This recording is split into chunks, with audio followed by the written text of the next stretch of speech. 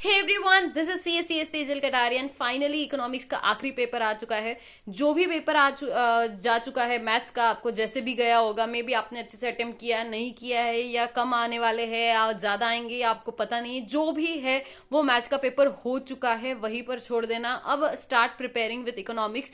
अब इसमें time waste मत करना, बिकॉज इकोनॉमिक्स में आप मैक्सिमम जो भी एग्रीगेट या जो भी, मे बी आप मैथ्स में 40 पे आ गए, फिर भी आपका जो एग्रीगेट होगा उसके लिए आपको इकोनॉमिक्स जरूर हेल्प करता है। So please focus on that. ये जो 1.5 डेज है, इसके लिए very simple strategy will be, अगर आपकी खुद का आपको प्लानिंग है तो प्लीज फॉलो दैट प्लानिंग, क्योंकि आपके लिए सबसे बेस्ट प्लानिंग आप खुद बना सकते हो इस स्टेज पे। सो प्लीज आप आपके हिसाब से बनाना, and if not then please follow जो मैं बता रही हूँ, बिकॉज इट वर्क्स। सो आज जो है, आज आप लोग बीसीके का खत्म करना जितना भी हो सकता है। अगर पॉसिबल है तो सारा बीसीके आज खत्म हो जाना चाहिए, एक्सेप्ट चैप्टर नंबर 3। अगर चैप्टर नंबर 3 अगर आपका बहुत अच्छे से आप लोगों ने पहले से ही करके रखा है तो नो इश्यूज, चैप्टर नंबर 3 भी कवर कर लेना। उसके बाद अगर आप नाइट स्टडी वाले लोग रहेंगे तो may be first and fifth chapter of economics जो है वो भी आज खत्म हो जाना चाहिए। अगर आप मॉर्निंग वाले पर्सन हो तो कल सुबह आप फर्स्ट एंड फिफ्थ वाला जो चैप्टर है इकोनॉमिक्स का, बिजनेस साइकिल एंड बेसिक वाला, वो खत्म कर लेना। अप्रोक्सीमेटली 11-12 बजे तक आपका इतना सिलेबस खत्म हो जाना चाहिए, because second chapter, third chapter and fourth chapter, ये चारों के चारों बहुत ज्यादा वेटेज वाले चैप्टर भी है, प्लस बहुत इंपॉर्टेंट एंड टेक्निकल चैप्टर है। अगर इंस्टीट्यूट को डिफिकल्ट पेपर सेट करना है तो वो इन 3 चैप्टर्स को टारगेट करेंगे, बिकॉज इकोनॉमिक्स इज समथिंग कि जो 100 मार्क्स का पेपर है। अब इसमें वो लेंदी बना नहीं सकते, तो लेंदी तो बनने नहीं वाला। अब बचा क्या उसमें? अब उसमें सिर्फ वो डिफिकल्टी लेवल में भी ज्यादा डिफिकल्टी लेवल वो बना नहीं पाते हैं, बिकॉज ये इकोनॉमिक्स है, ये मैथ्स का पेपर नहीं है। सो डिफिकल्टी लेवल वाइज भी ज्यादा वो खेल नहीं सकते, वो बस एक ही चीज को टारगेट करते हैं, that is technicalities. So technically अगर आप स्ट्रांग है तो वो टेक्निकल वाले चैप्टर्स में आपको स्ट्रांग होना पड़ेगा, मतलब सेकंड, थर्ड एंड फोर्थ जो चैप्टर है उसमें आपको स्ट्रांग होना होगा। सो प्लीज मेक श्योर कि आप लोगों को ये 3, आप जो है वो 3 ये जो चैप्टर्स है उनको बहुत अच्छे से करो। उसके बाद जो 12 बजे, अप्रोक्सीमेटली 11-12 बजे के बाद आपके ये चैप्टर स्टार्ट हो जाने चाहिए। ट्राई करना कि जितना अर्ली आप 7-8 आवर्स में ये सारी खत्म कर दो। उसके बाद ट्राई करना कि एमसीक्यूज भी इन 3 चैप्टर्स के आप सॉल्व करो।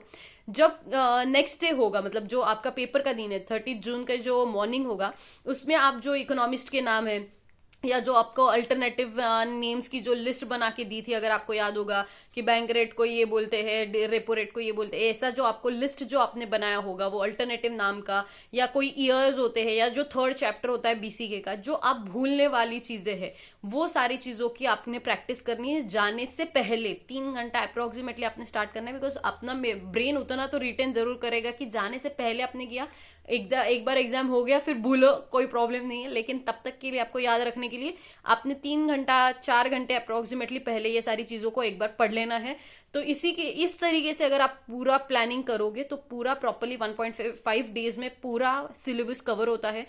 एंड आखिरी मैं ये बता रही हूँ कि जब भी आप पेपर स्टार्ट करोगे इकोनॉमिक्स का, व्हाट हैपन, स्टूडेंट को पता होता है कि इकोनॉमिक्स का पेपर टाइम पे कंप्लीट हो जाता है, उसमें टेंशन नहीं होती है, इसीलिए वो पता नहीं वो फास्ट में बहुत सारे आंसर्स को टिक कर देता है। बहुत सारे आंसर्स इस चक्कर में गलत भी हो जाते हैं। So please make sure before you tick any of the answer you are convinced by yourself कि आपके चारों ऑप्शन में से जो आपने ऑप्शन चूज किया है वही अप्रोप्रिएट ऑप्शन है, आपने कोई भी गलत ऑप्शन को चूज नहीं किया है। सो प्लीज मेक श्योर कि आप वो करें, क्योंकि क्या होता है बच्चे को कभी कभी तो बहुत सारे ऐसे अतरंगी बच्चे देखे जो जिसको पता होता है कि आंसर इसका ए है, अब वो ए में क्या लिखा है वो नहीं पता है, लेकिन ए इस क्वेश्चन का आंसर ये पता होता है, वो ऑप्शंस पढ़ता भी नहीं है और ए टिक करके आता है। तो प्लीज वो मत करना।